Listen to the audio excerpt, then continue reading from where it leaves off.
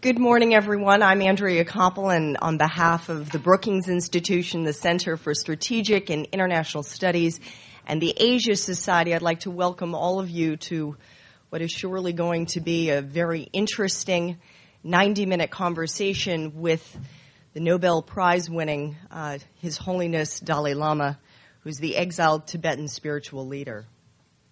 His Holiness is in Washington this week because the U.S. Congress has just honored him with a Congressional Gold Medal, the nation's highest and most distinguished civilian award. The award was in recognition of the Dalai Lama's many contributions over the years to peace, nonviolence, human rights, and religious understanding. As many of you know, His Holiness was recognized at the age of 2 to be the reincarnation of the 13th Dalai Lama. And in accordance with Tibetan tradition, he was enthroned as the 14th Dalai Lama on February 22nd, 1940. Now a spry 72 years old, His Holiness has spent the last 48 years living in exile in India, where he and thousands of his followers fled following the violent suppression by the Chinese People's Liberation Army of an uprising in Lhasa in March 1959. Since then, His Holiness has sought to bridge the differences with Beijing in the hopes of reaching a mutually beneficial resolution to the Tibet issue. Now, this morning's conversation is going to cover a wide range of topics, which will include, of course, the decades-long impasse with Beijing over Tibet. It'll also cover other important international issues like the environment, global warming, the widening gap between rich and poor, an issue near and dear to the Dalai Lama's heart, and tolerance or intolerance in the name of religion.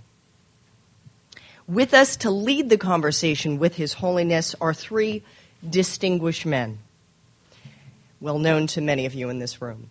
They include Strobe Talbott, who is the president of the Brookings Institution and who served as Deputy Secretary of State in the Clinton administration. During his tenure at the State Department, he was one of the Clinton administration's foremost experts and strategists on China and on India. Richard Armitage, who is a trustee at the Center for Strategic and International Studies, and he is also the president of Armitage International. He served as Deputy Secretary of State in the Bush administration from March 2001 until November 2004, during which time he, among other things, helped the Bush administration to craft its Asia policy. And Richard Holbrooke, chairman of the Asia Society, and he is also the vice chairman of Perseus. His dealings with China, Tibet, and the Dalai Lama go back several decades. During the Carter administration, he served as the Assistant Secretary of State for East Asian and Pacific Affairs when he was deeply engaged in establishing diplomatic relations with China. Tibet is an interest and a cause about which he is extremely passionate to this very day, and he counts the Dalai Lama as a close personal friend. One note, I want to ask all of you who may still have your BlackBerries or your phones on to please turn them off, and also to let you know that time permitting, we may have an opportunity to take a couple of questions that people wrote, I guess, and dropped into a box at the back of the room when they first came in. Of course, that's time permitting the last few minutes of this conversation. And now I want to turn things over to Richard Armitage. Well, thank you, Ms. Koppel. Good morning, Your Holiness. It's great to be back with you again, see you again. You've joined with 3 refugees from the Department of State here. But as you can see by the representatives here, the issue of Tibet and the message that Your Holiness brings is not a matter of partisan politics here in Washington. It crosses party boundaries and it crosses sort of governmental bureaucratic boundaries. And the Department of State, which all 3 of us have worked in, is quite proud of the fact that historically we've been able to support NGOs who have been involved in the development and the preservation of Tibetan culture. We've raised, each of us in our own way, with Chinese interlocutors, the need to have meaningful dialogue with representatives of His Holiness, and pleased to say that 4 of those dialogues have been held. We have here today Undersecretary Paula Dobryansky, who is a very strong, powerful advocate of the Tibetan people and makes absolutely clear to the American people and to the American Congress that we're living up to our responsibilities to the people of Tibet. And finally, I think that you've seen in your visits to Washington, Your Holiness, and most particularly your welcome yesterday, that everyone here in Washington wants to be of assistance in amplifying the message of hope and peace which you bring. Now, all of us have participated in the Department of State in matters Tibet. I think, though, all of us, the three of us at least, probably have some regrets, that we weren't able to do more. So we'll look to you today, Your Holiness, to give us an idea on what you think the United States should better do or more, perhaps vociferously, do to support the hopes and aspirations of the Tibetan people. Now, I might start things off, as Ms. Koppel had indicated, with a question, if I may. Your Holiness, many of the eyes here in Washington, which were not focused on you in the last couple of days, were focused in Beijing, watching the Party Congress, where Chinese officials were making decisions about personnel and about policy. And I wonder if you have any information that Tibet was a matter of discussion in those deliberations in Beijing. Some observers have noted that the conversations and the statements from Beijing on the question of Taiwan have been conciliatory. And I wonder if you think this is also possible regarding Tibet.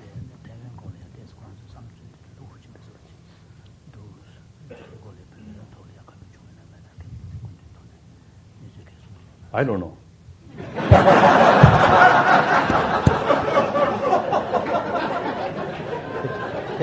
Should I go to the next question? Yes.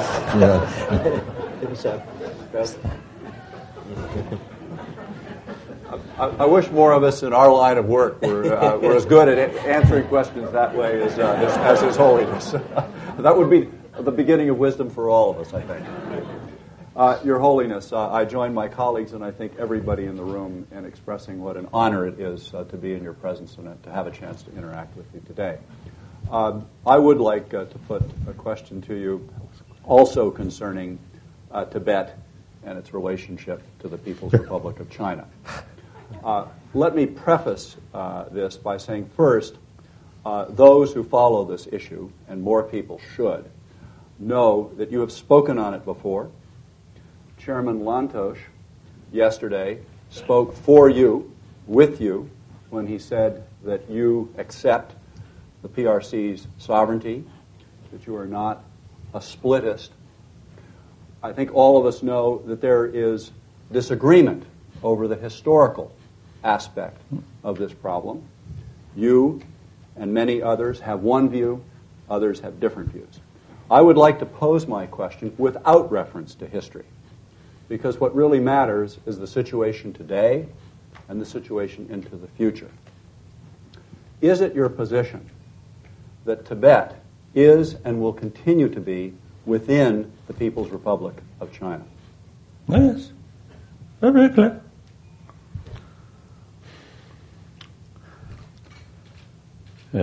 Actually, after 59, I think till 59, they suppose the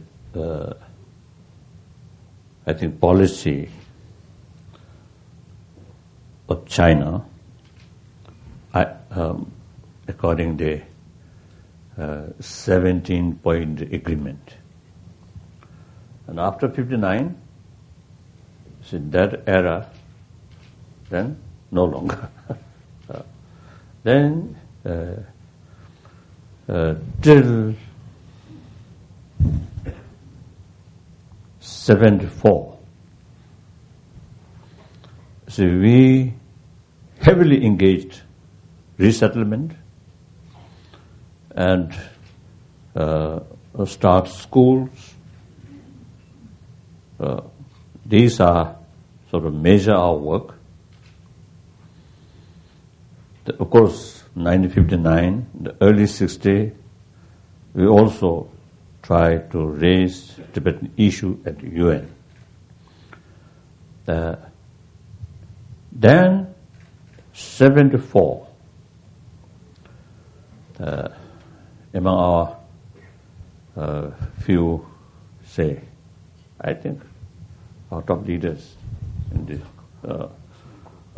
refugee community, we decided, or we made up in our mind, sooner or later, we have to talk with the central government of China. Then the question of independence is out of question. So realistic approach, genuine autonomy, which Chinese constitution itself provided. Actually, the setting up autonomous region is when I was in Peking, 1954. Chairman Mao personally, at our meeting, that I think first meeting more formal way, second meeting about I think about 4 hours, long discussions. And at that meeting, Chairman Mao asked me, now in 17-point agreement, it mentioned something, one kind of sort of, what's it, community, political, military, that kind of sort of setup. It mentioned in the 17-point agreement. But then Chairman Mao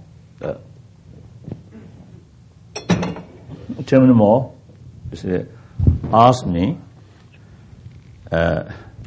about his suggestion. Now, instead of setting up that political, military sort of, what's it, I don't know, arrangement, better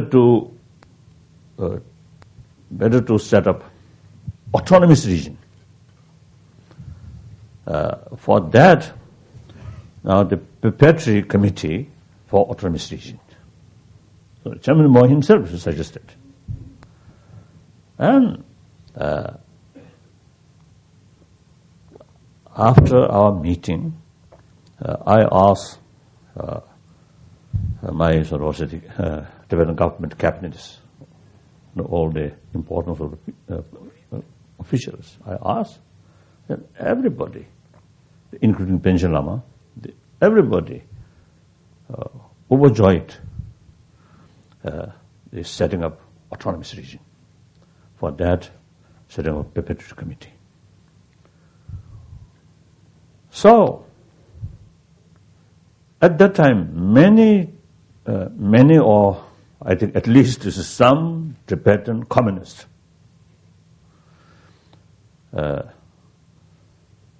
some of these Tibetan communists, they joined Communist Party in 30s.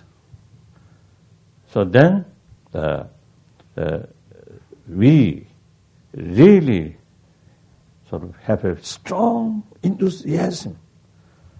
Now, this is the time to build Tibet under the leadership of Chinese Communist Party. Full enthusiasm. And with that enthusiasm, and then setting up autonomous region. And everybody now happy, and then we responded to the central government. Now we fully agree that. So, 74, we again, after our discussion, now the meaningful autonomy, genuine autonomy, is the best interest, mutually agreeable solution. So since then, you see, we fully committed about middle way of approach, not seeking independence. Very clear. So, early 79, when we received some indication from Chinese government, we already made up in our mind. So at once we responded, we are very happy. After that meet, their leaders. So like that. So we fully committed about middle approach, not seeking independence. Therefore, among Tibetans, Tibetan outside as well as inside, and also among some of our supporters, quite critical about our way of sort of approach. So in spite of these criticisms, we, all those years, we fully committed, and future also we fully committed that.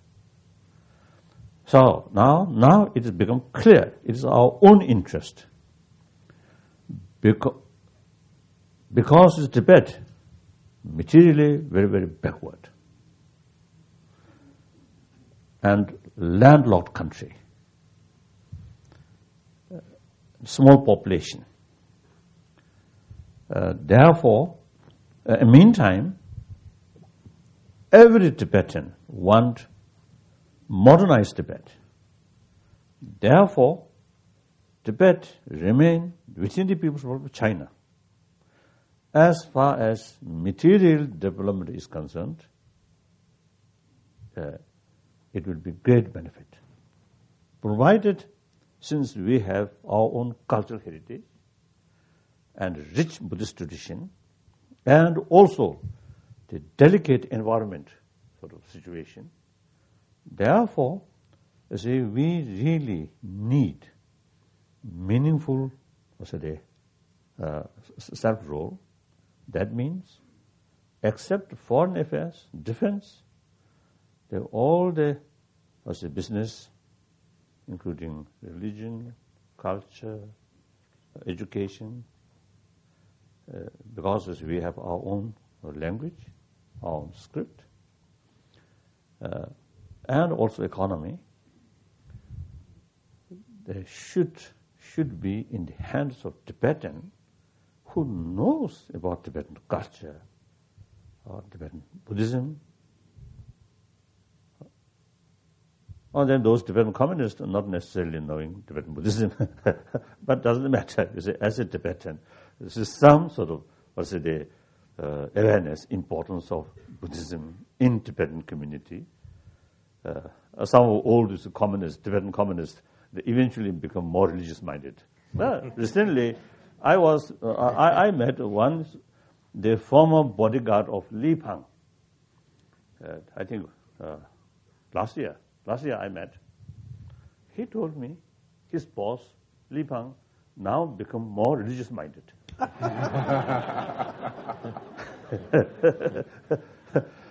So like that, you see, those communists early when they are young, very radical atheist, but when they become older and older, come to nearer and nearer to death, then obviously Marxism no longer any use after death. So then there's a compelled to think, oh, what is religion? What is spirituality? Like that. So in any way, you see, Tibetan Buddhism or Tibetan spirituality, Tibetan culture, education, and economy, which very much related with ecology, these should handled by Tibetan.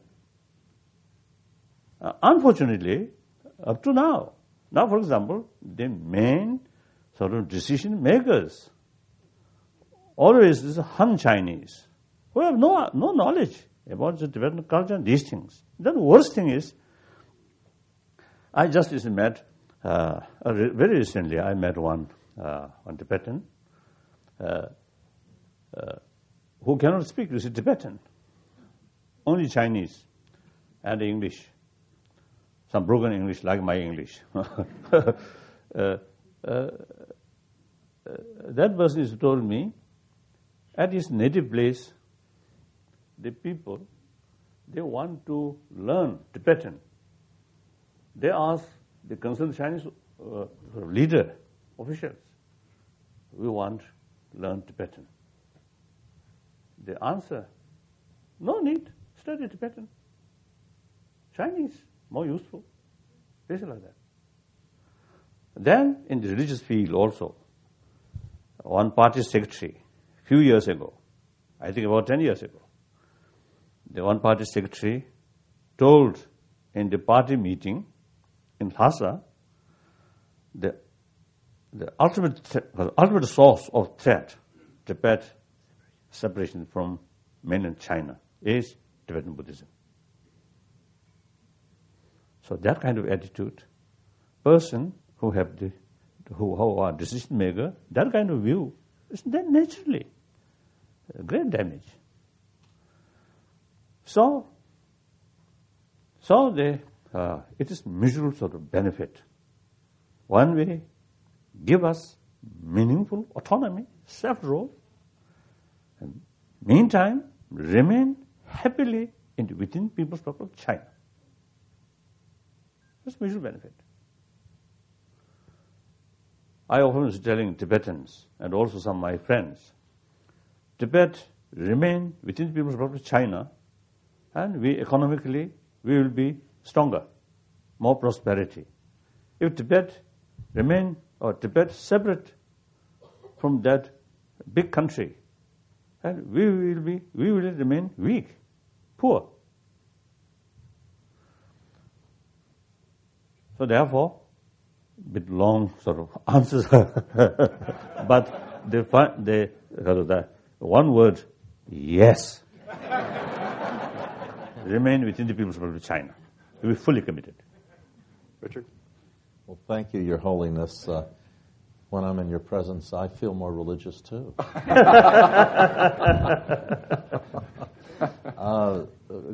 Congratulations on yesterday. It was in the long, complicated history of your and Tibet's relations with the United States. Yesterday was a historic landmark day, and as Richard Armitage said, it was a fully bipartisan day, and that had great meaning, particularly in a city where bipartisanship has been in very short supply lately.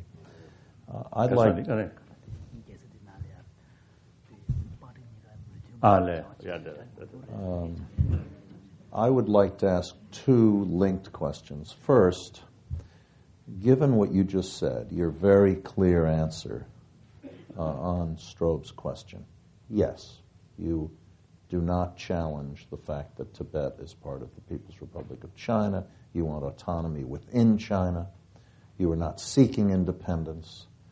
Given the fact that you've said this over and over and over again for the last 15 or 20 years, my first question is very basic. Why do you think that the leadership of the People's Republic of China continues to call you, as recently as yesterday, a splittist?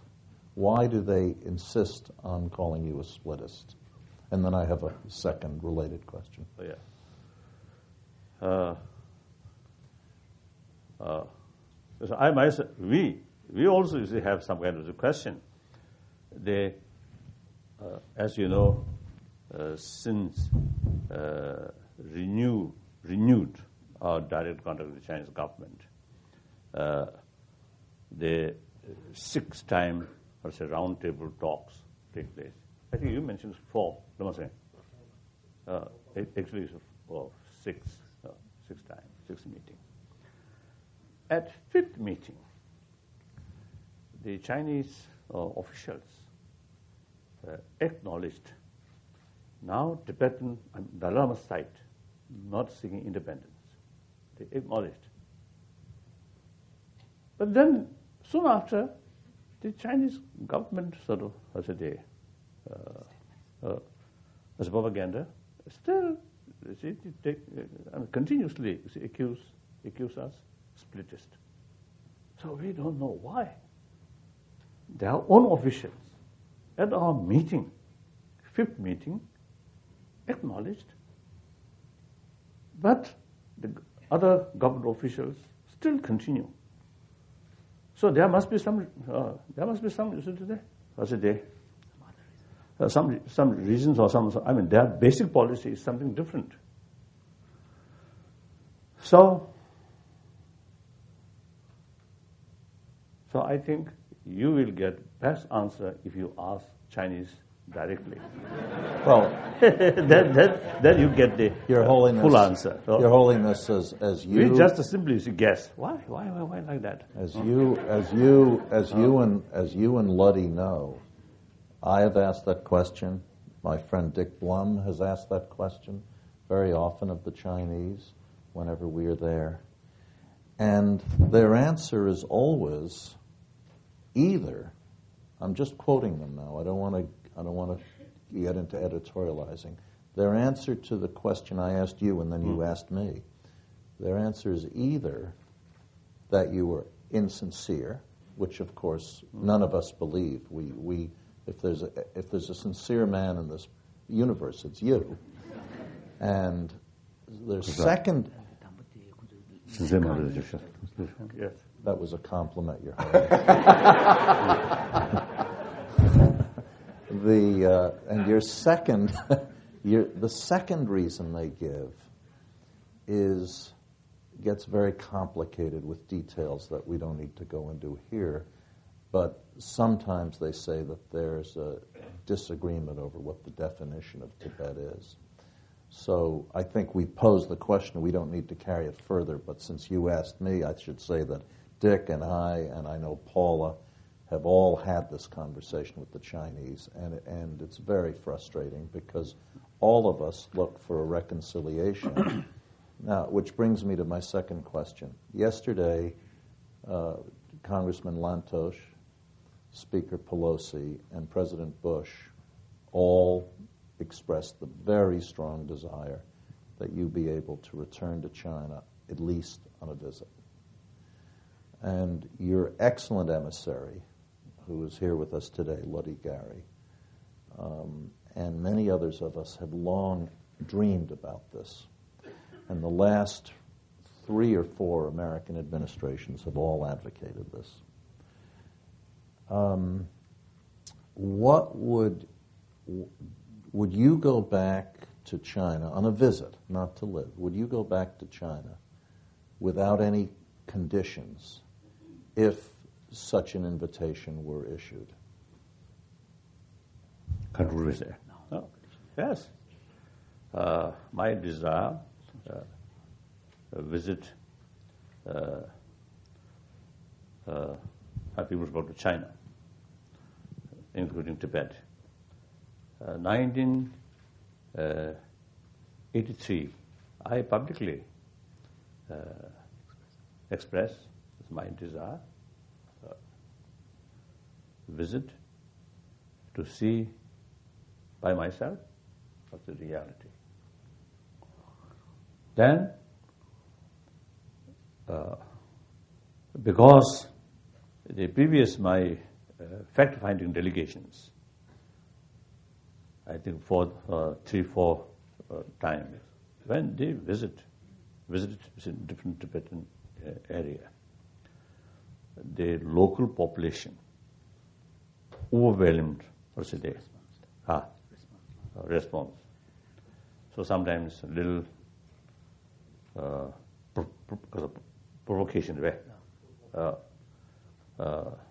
So there is such a danger. Therefore,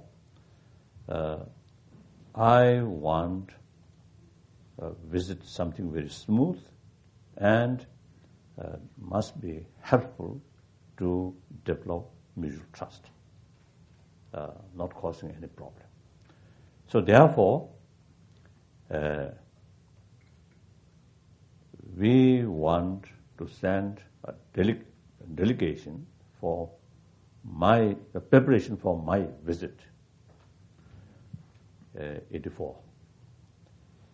Then our plan, 85, I want visit. But then that sort of delegation for preparation did not materialize. Chinese government not give us permission. We pay. Then 92 also, I express I want to visit Tibet. Then main purpose is to cool down the situation. That suggestion also was a day. No positive response.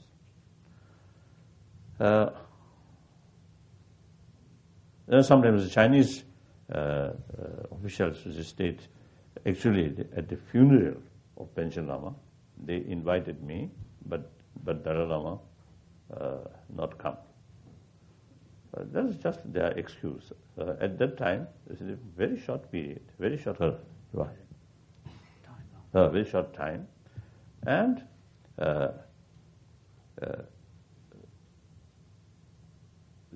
difficult. And the visit, not that easy. The Chinese officials themselves, you see, told one occasion of our meeting, when they mentioned about my desire, at least one pilgrimage, strictly non-political. Then they responded, Dalai Lama, as a political sort of person. So impossible to avoid, or impossible to be a strictly non-political. It's impossible. Some implication, always there. So anyway, it is true.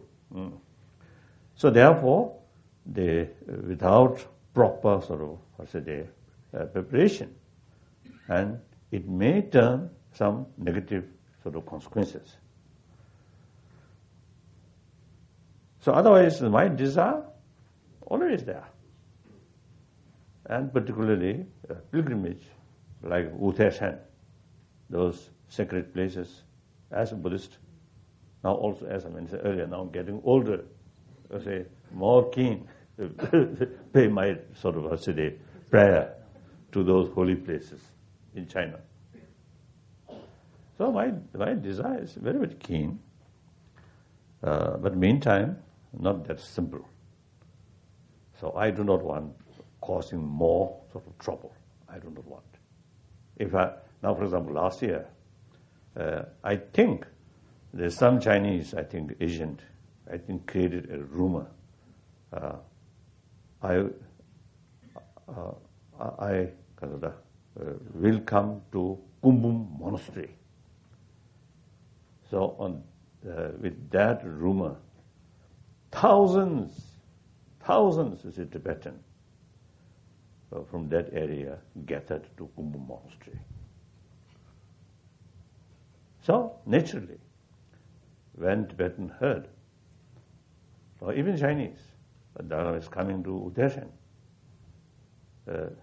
I think without proper sort of preparation, some problems may happen. Then very, very top secret way to visit, that also not much use. You see, my two envoy, I think the third visit, isn't it? Third or second? First visit to Lhasa. So you see, they had the opportunity to Kasada, to pay respect, to pay Kasada, prayer to our temple. Almost like prisoner. Few of them were surrounded by security police there, and no opportunity to meet, you see, Tibetan, no opportunity to talk. Almost like, you see, almost like a prisoner. Go very rush way. So such the pilgrimage, I don't think they will not fulfill real meaning of pilgrimage. Pilgrimage should be calm and faith and prayer, some meditation. Without that, not much use. So otherwise, you see, my desire, always very, very keen. And beside pilgrimage, if there is possibility, meet some leaders, then only happy. I think this kind of sort of was a conversation. If it can take place in China, very happy. Made it very clear, I am not spiritist. I can state clearly.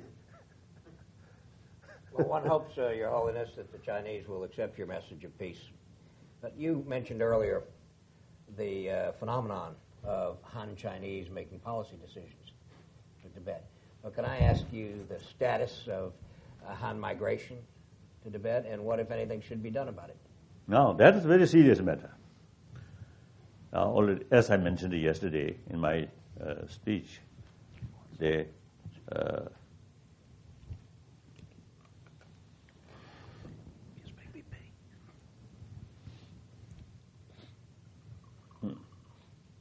I think this is my tea, hot water. Good. This is for you. This is for you. Cold. Oh, yeah, cold water. You want some hot? No. Oh.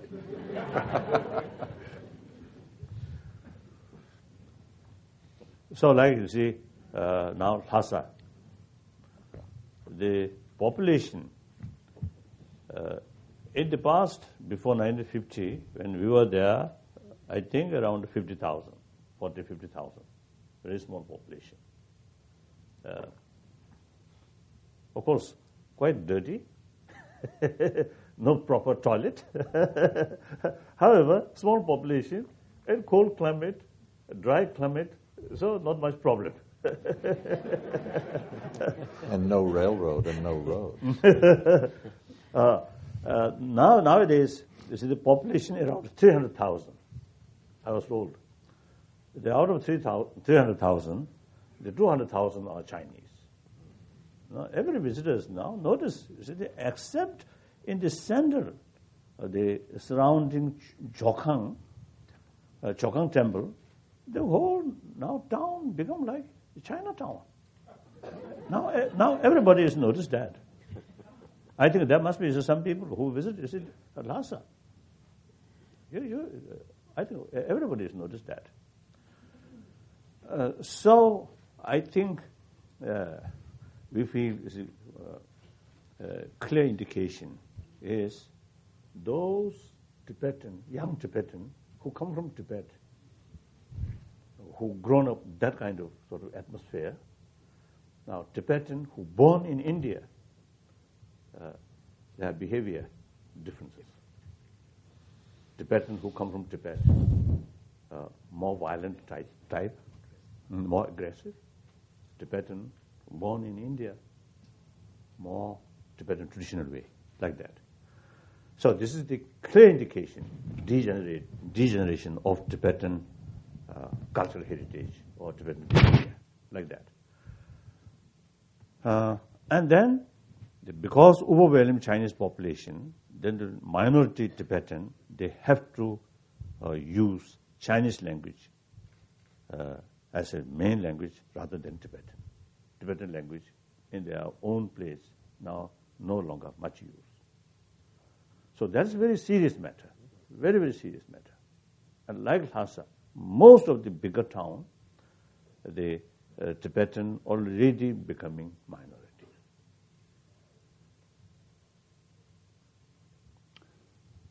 Your Holiness, if I could broaden the scope of our discussion to a global issue, which is climate change or global warming, I would like to ask your view on what you see as the role for religious leaders like yourself, but religious leaders from all faiths around the world, and religious institutions around the world on this issue.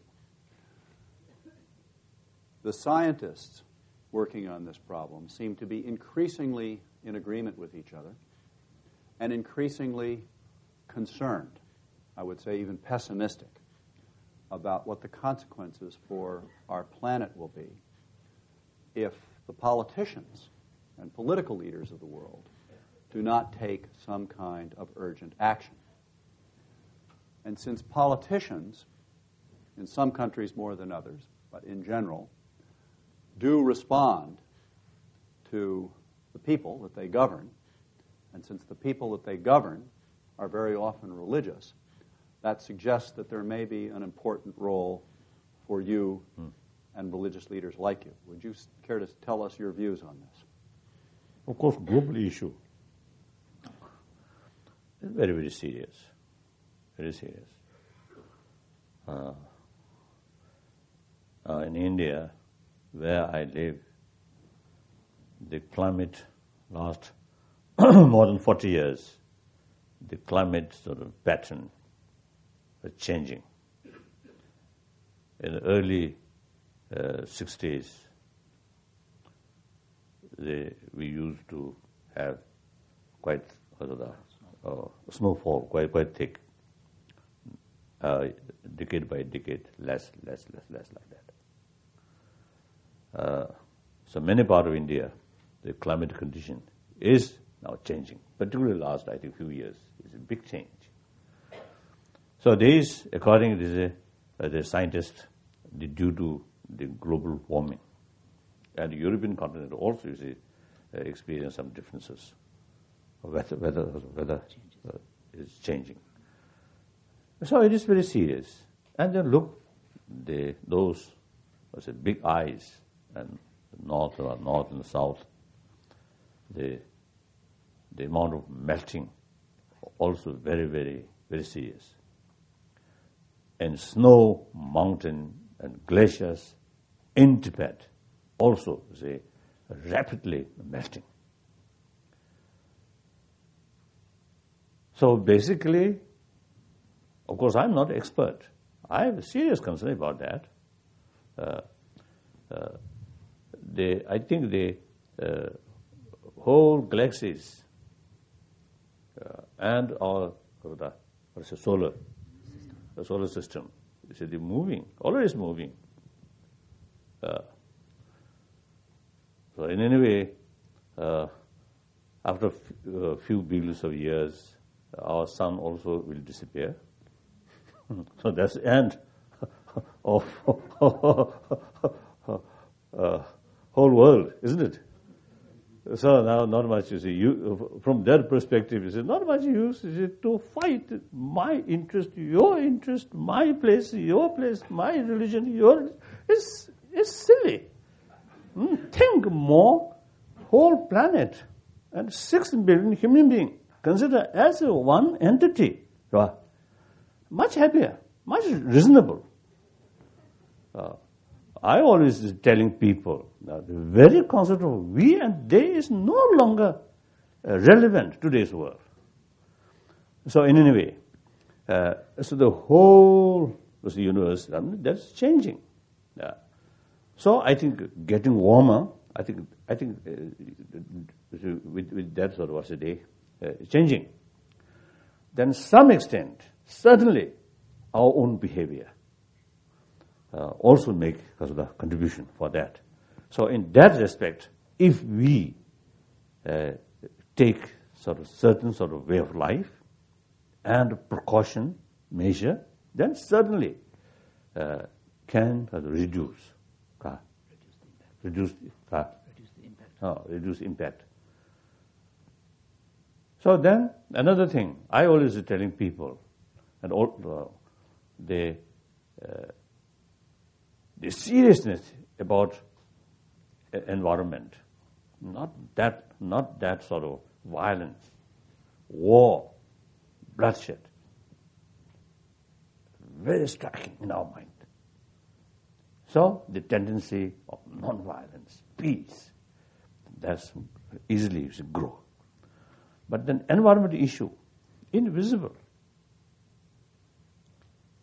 Day by day or month by month, you can't see. Then decade by decades, then gradually you feel, you see the signs of the degenerating of the environment. And like the warfare, these things can change by few individual or government. The environment issue, no. Whole community, entire humanity, have to take sort of responsibility. Otherwise, you cannot just change these things. So therefore, it's much related with each individual. So that also, from early morning, I think everybody takes a bath, a shower. At least the last, I think, a few decades, I never take taps away. What? Bath tap. Only shower. A small contribution, I feel. They preserve water. When I passing through, you see, in Delhi, in India, when I saw some water pipe leaking, I feel, feel like just running out and blocking the leakage. So is it getting some awareness, importance of or seriousness about the environment? Then is it that concept to become part of our own life, in daily life? Then there's some kind of realization of individual responsibility to take care of this planet. So it is very, very serious matter. So the religious leaders certainly have some, important role. One time, some ecological sort of organization has asked me with their material to ask late Pope about the issue of the ecological issue. So I carry all these material, document, and put in his desk. I mentioned that I acted as a messenger of that organization. So what is the response from the late His Holiness Pope? I don't know. So it is everybody's I think responsibility and out of awareness. So I think media people, more important role than religious leader is to tell people they are responsibility or dangerous or this delicate situation about the environment.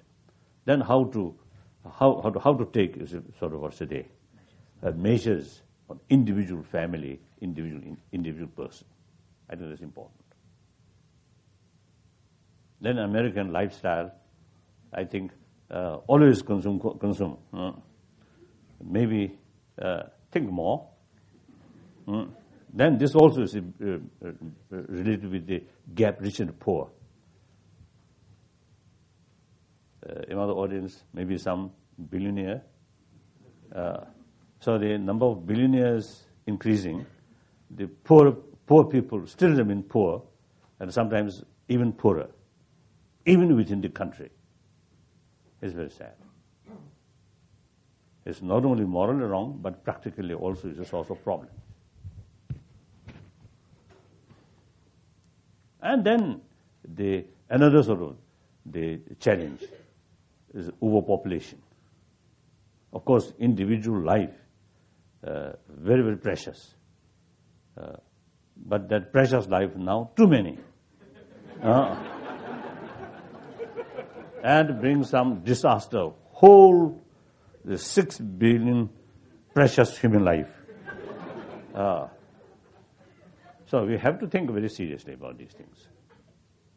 All this through education, through awareness. My own case, when I reached India, no idea about ecology. Then eventually, when I visited different places or also different country, and when I first heard, this river cannot drink, cannot drink water from this river, channels or that, not pure. I'm a bit surprised. In Tibet, any water can drinkable.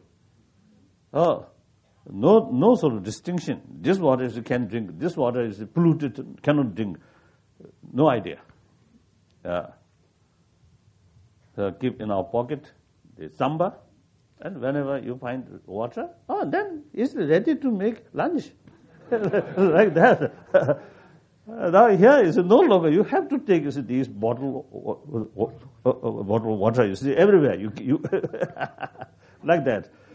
So to myself also, you see, the ecology problem is come later, out of sort of also awareness, like that. So I think many people, through education, through information, that's very important. So those cameramen, I think you have very, very important role in this field. Well, thank you for an excellent answer on that question. Let me turn to the question of Burma. And let me ask you two questions about Burma. Are you able to have direct contact with Aung San Suu Kyi, your fellow Nobel laureate?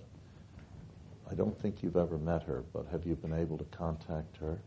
And secondly, are you able to have dialogue directly or indirectly with the Buddhist monks who are risking their lives in the streets of Rangoon? And would you like to make any general comments on the tragedy that's unfolding in Burma? Of course, very, very sad. And this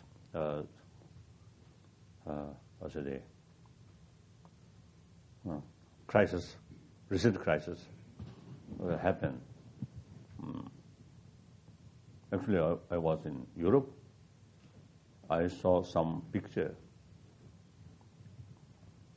by Miss Monk, like Tibetan monk's robe, maroon color, and shaving red. Shaven heads. Like Tibetan monk. So receiving stick from police. Very sad. Very sad. Then their purpose for open society or democracy. Very right.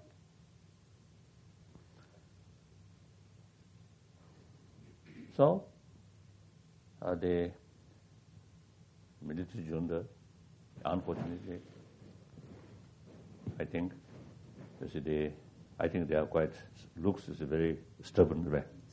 Very stubborn. I think lack of vision, future. They simply think about their present power. It is very narrow-minded way of thinking.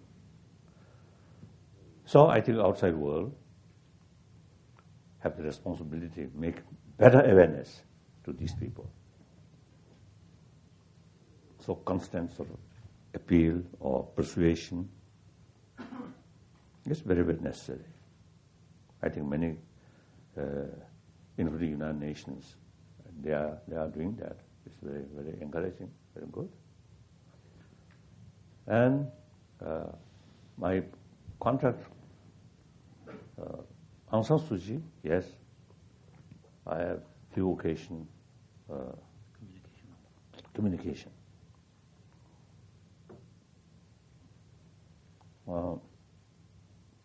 Then the monk demonstrators, I have no direct contact. You have what? No direct contact. Do you think the outside world can affect this situation inside Burma? What could America do? Again, my answer, I don't know. That is the answer. No, it's a very tough question. I think we're all grappling with it and have been for many, many years.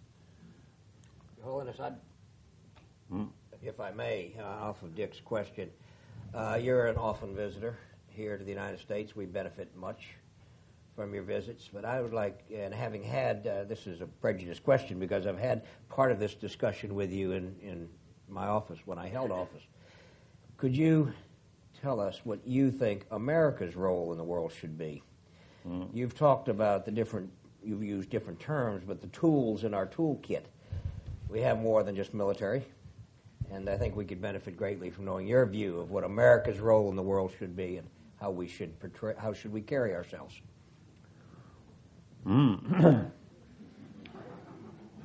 Since my childhood, we have the view or impression America is champion of democracy, liberty, freedom.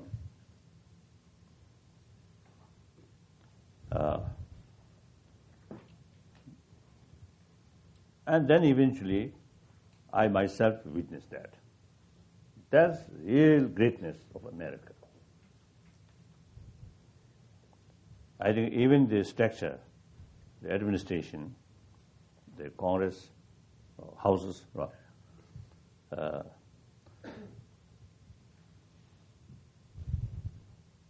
it seems to see, I think the power is divided where?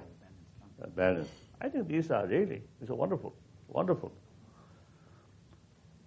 And then American public, I usually found very easy to communicate. So therefore, I think beside your economic power and also military power, I think American spirit, I think really great, and you can promote that for the entire humanity. I think that's very, very important.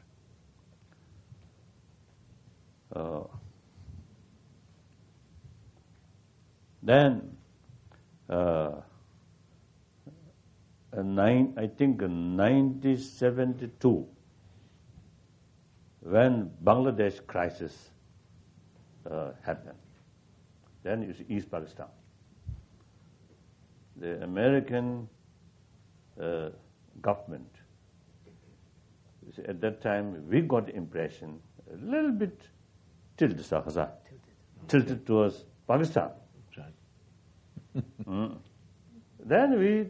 You got the right impression. Then you see in Asia, eventually, you see there's some, losing some respect. Previously, we always believe, really, champion of freedom, democracy, rule of law. But then during that period, America supporting military dictator, military junta. It's sad. So such things are, I think, very, very damaging image of America. So in recent years, and some countries in Asia and also Middle East, and I think even Africa, sometimes I think due to certain policy, I think great damage the image of America. I often use it expressing to my public talk in Europe, in other countries, like President Bush. Some of his policy, you see, I have some reservation. But as a person, very nice person. I love him. So you see, a few occasions in Europe, I expressed that one my representative there a little bit caution, because you see, in Europe, many Europeans was just like President Bush. I like him, so I don't. And this kind of person come from American society, liberal, open, very straightforward. Very nice. So that's my impression. So of course, now this is not my business. I think your business.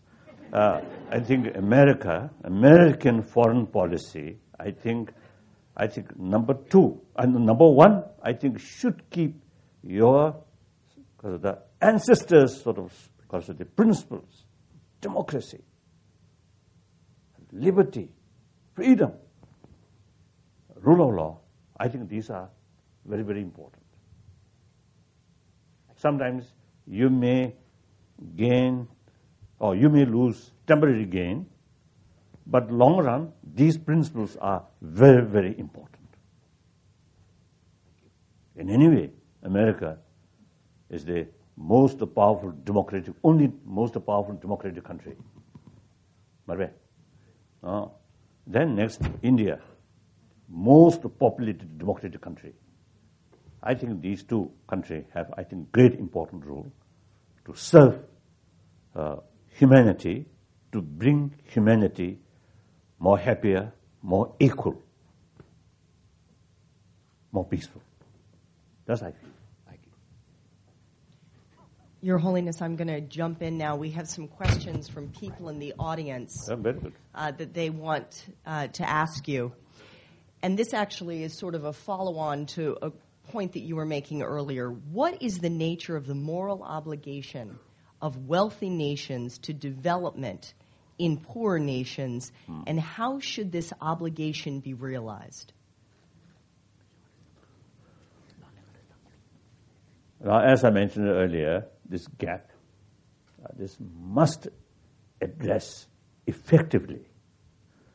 It's not right to say, oh, how poor, how pity, like that, and pray to God. This is not sufficient. We have to work. We have to address what effectively. So I think both sides, I feel, many occasions I have the opportunities in meeting some my people from poorer countries. The richer side, I think first, the poorer side, they should develop self-confidence and work hard. Generally, I got the impression the poorer section of people sometimes, you see, the more sort of feeling of frustrations, and frustrations turned anger, and anger brings violence. Through violence, mutual destruction. No benefit. So instead of feeling of frustrations, work hard with self-confidence. One occasion in South Africa, I met one family in Soweto Township. There are a few one family, few members there. I remember very clearly that day, I think about noon, I think due to my thirst, they provided us one tea. Oh, so delicious tea. I remember very clearly in that small family. Then there, I inquired. They are sort of, well-being way. Then eventually, I promise.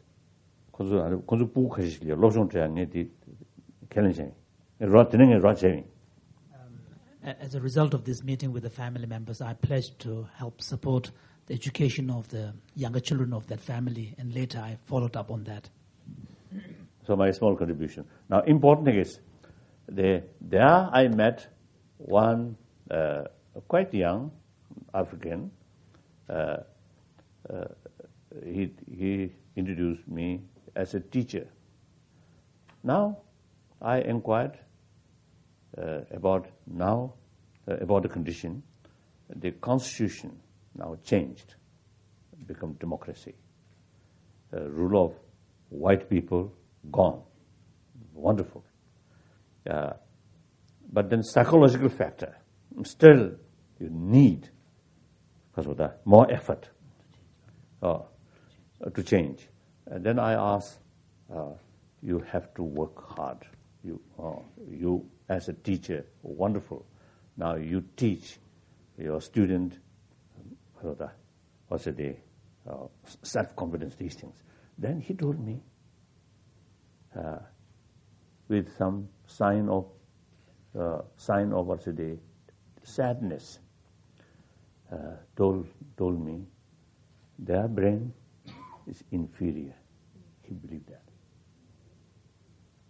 I was shocked. And I told him, I argue with him, this is absolutely wrong. As far as the brain is concerned, white people, black people, or yellow people, or if there's blue people, all same. Same human being, same brain, same potential. Should not feel that kind of inferior. I argue, and make example with Tibetan case also. I argue. Then finally, he responded with low voice. Now I convince we are same. At that moment, I feel tremendous sort of relief. Now at least I made some sort of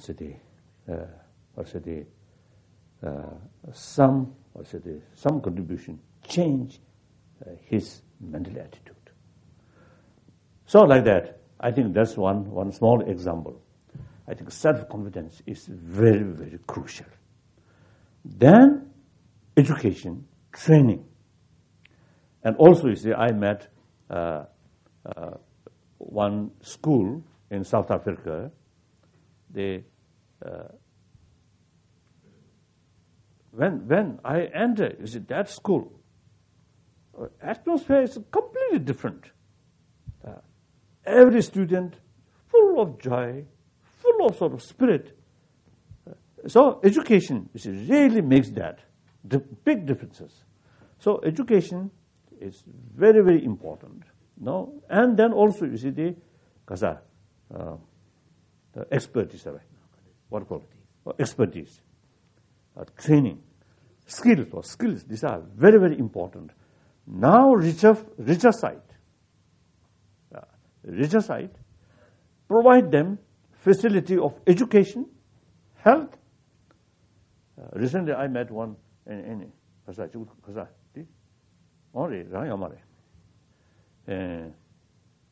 Portugal. I met. I can't remember the name of that organization. New organization. Now they are collecting 1%. 1% where the numdu laja thane commercial user numdu thano. This is a new organization based in Portugal, and one of the projects they have is to collect. I think international organization. International organization. The project is to collect 1% of all the airline tickets. So that money now used for subsidies of eight patient medicine for 8 patients. These are really wonderful work. Now. So the richer side is provide facilities, education, health, these things. Then give equipment to make them self-sufficient. And then gradually you develop self-confidence. Full self-confidence and feeling of and full confidence or equality, then genuine friendship can develop. I think that's very important. Otherwise, you see, deep inside, some kind of different feeling that brings anger, jealousy. That sometimes brings disasters. That's my view. Your Holiness, this next question actually is a good segue.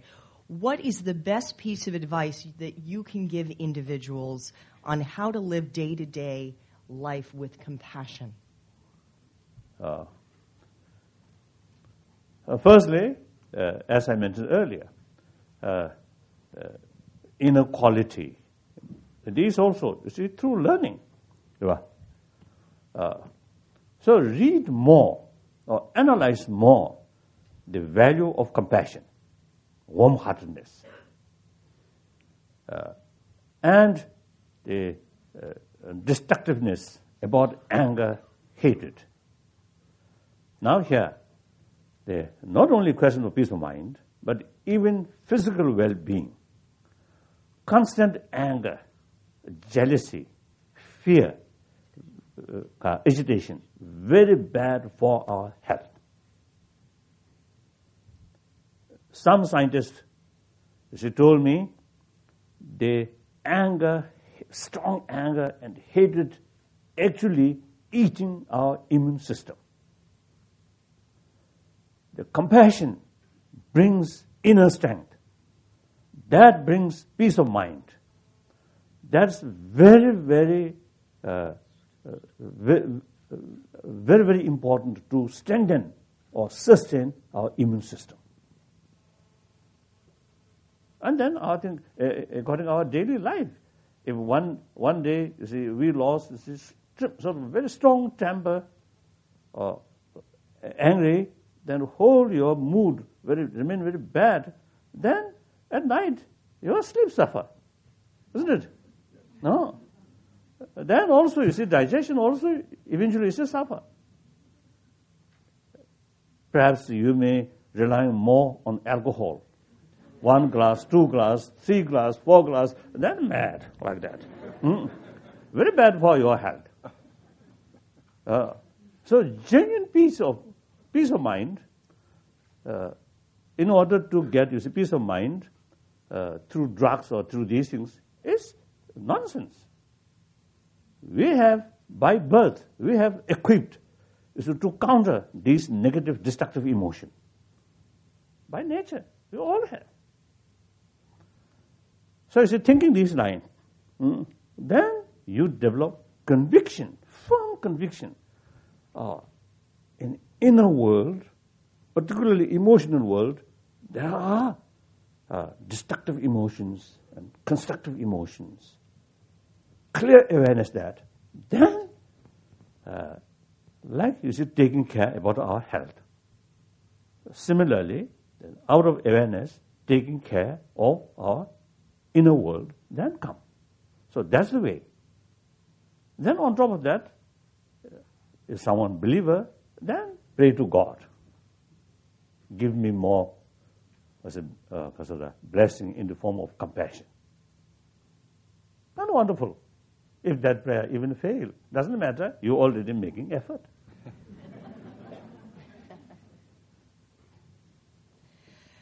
Another member of the audience. Here, again, media people, I think very, very important role. Then in education, since many years, of course, I myself, you see, never one day attend the school class, right? And particularly, I mean, the modern education. Yesterday I mentioned my sort of English sort of knowledge like kindergarten sort of knowledge like that.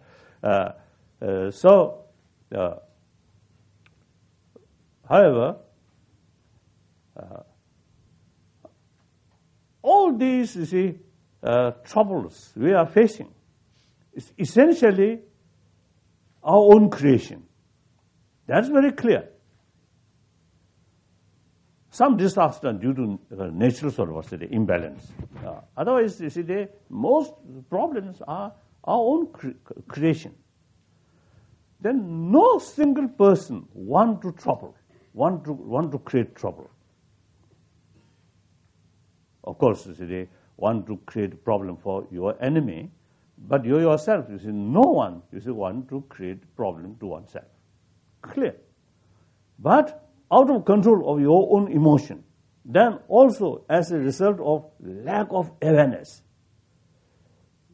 your method, even your motivation is very sincere. But because lack of knowledge about the reality, your method become unrealistic method. Result, not satisfactory result come because lack of awareness. Now, for example, the health, constant anger, fear. That lack of awareness about caring of our own emotion. So through education, we have to educate our younger generation. Sometimes I tell you, people, when something goes wrong, it is unfair to blame some of these leaders alone. But these leaders come from a society where full of anger, hatred, competition like that, lack of affection. Perhaps I now too long. No. I think you mentioned suspicion, isn't it? The Chinese side, suspicion. I think that's very true. Now look, in Stalin's period and Chairman Mao's period, apparently, comrade. They always use the word of comrade. But internally, full suspicion each other. Oh, terrible. Isn't it? So not only towards me, but towards their own sort of member of the Politburo. I think full of suspicion each other. I think, although I'm one of the admirer of Karl Marx's theory, I still call myself half Marxist. I'm proud to stay in America to say that. So in any way, you see, so you're more Marxist than the Chinese leaders, then? Maybe.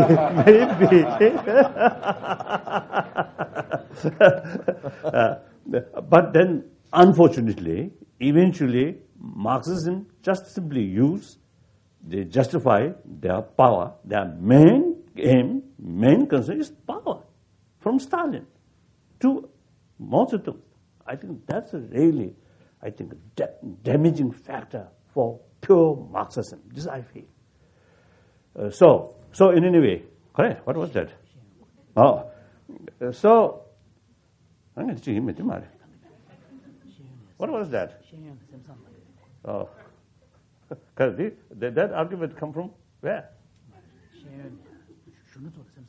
Oh, so the leadership come from certain society where you see the lack of compassion, lack of sort of sense of community. Then these things will happen. Therefore, it is ultimately change of our society way of thinking. That is I think our strategy is that. So now, how to change? You see, society, change of our emotion, change of our mind through education. Our younger generation, whose mind not fixed, open. So educate them